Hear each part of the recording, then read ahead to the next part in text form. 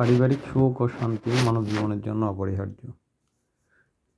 একটা পুরুষ হলো একটি পরিবারের চালিকা শক্তি, একটা সমাজের চালিকা শক্তি, একটা উম্মার চালিকা শক্তি বা একটা জাতিগোষ্ঠীর চালিকা শক্তি।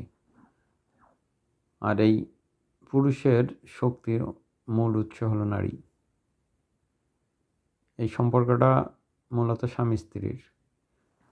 সুতরাং স্বামী স্ত্রীর যদি বোঝাপড়ায় কোনো ঝামেলা থাকে, ভালোবাসায় ঝামেলা ঘাটতি থাকে, তাহলে পরিবারটা ধ্বংস, পরিবারের নিউ জেনারেশনগুলোর জীবন ধ্বংস, তাদের ভবিষ্যৎ ধ্বংস, তাদের মনন মানসিকতার গঠনের ধ্বংস অনিবার্য। সেই রাষ্ট্রের ধ্বংস, সেই উম্মার ধ্বংস। সুতরাং নারী নির্বাচন মানুষের জীবনে অত্যন্ত অপরিহার্য। আবার নির্বাচন প্রক্রিয়াটার ক্ষেত্রে অতিশয় সতর্কতা আবশ্যক। সেক্ষেত্রে একটা ছেলে যখন বিবাহ বন্ধনে আবদ্ধ হয়, সেক্ষেত্রে তার অভিজ্ঞতা ম্যাচুরিটিটা অত পরিপূর্ণ থাকে না।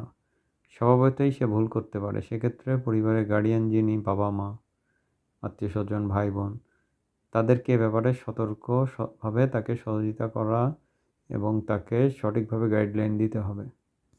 বিশেষ করে প্রেম বা পার্সোনাল সম্পর্কের মাধ্যমে বিবাহটা খুবই বিপজ্জনক।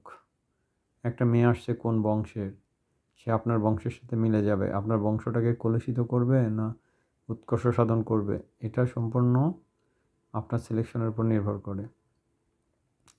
তাই আপনি জীবনের অর্ধ সময়ই কেরিয়ার গঠনে নিজেকে ব্যস্ত রাখলেন, পরিশ্রম করলেন, সাধনা করলেন, কিন্তু আপনার ঘরে যে মানুষটি আনলেন সে তো, যদি বলা হয় যে বান্দরের হাতে খুন্তা বা বান্দরের গলায় মুক্তার মালা, সে যদি আপনি বান্দর প্রকৃতির হয়, তবে আপনার বংশ তছনছ করবে, পরিবার তছনছ করে চারিদিকে লণ্ডভণ্ড করে দিবে। সুতরাং বিবাহকালীন অবশ্যই এই বিষয়ে সতর্ক হতে হবে। বিশেষ করে যারা তরুণ সমাজ, তারা অবশ্যই মোহে পাগল হবেন না।